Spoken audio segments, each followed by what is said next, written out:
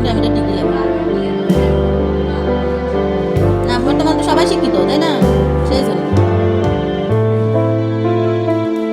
এখন আর পড়াশোনা না আছে না মানুষের মায়।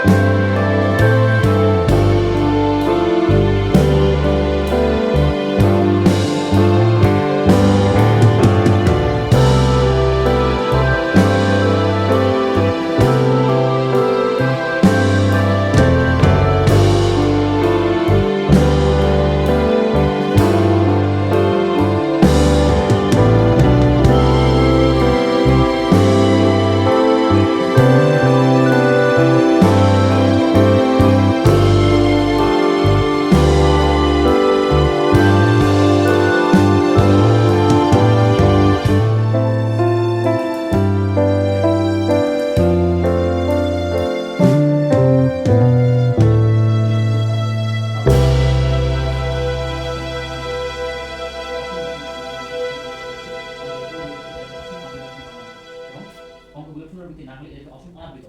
এখানে এই যে আবৃত এবং অনাবৃত যে সিস্টেম অঙ্কগুলো পুনরাবৃত্তি না হলে যদি একই অঙ্ক দুটো অঙ্কগুলো জানো অঙ্ক কি হ্যাঁ ওই যে 0 থেকে 9 পর্যন্ত প্রত্যেক থেকে এক একটা কি হয় এগুলো অঙ্ক তাই না, এই অঙ্কগুলো যখন নিজের জায়গাতে যখন তার মানে পরিচয় প্রকাশ করে তখন সেটা কি হয়ে সংখ্যা হয়ে যায়, কিন্তু আলটিমেটলি এই 10টা কিন্তু হচ্ছে কি অঙ্ক, বুঝছো?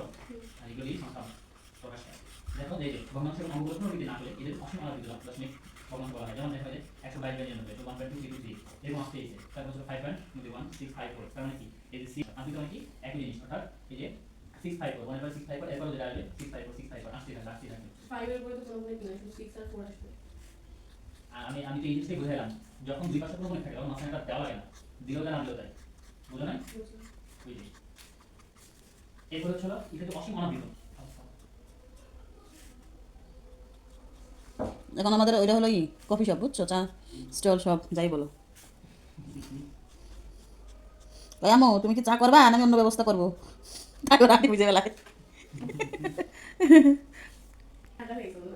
অনেকক্ষণ বানাইছে না, তোমার আন্টিকে বল নতুন নতুন বানাচ্ছে তোমাদের ইয়েতে পড়ে চাপে পড়ে, তোমার আন্টি যাতে চা খায় না।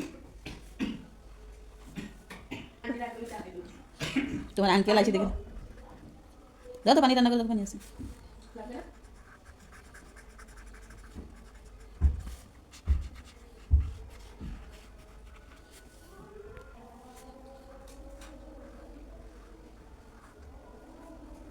তাও কি করবে ভাই?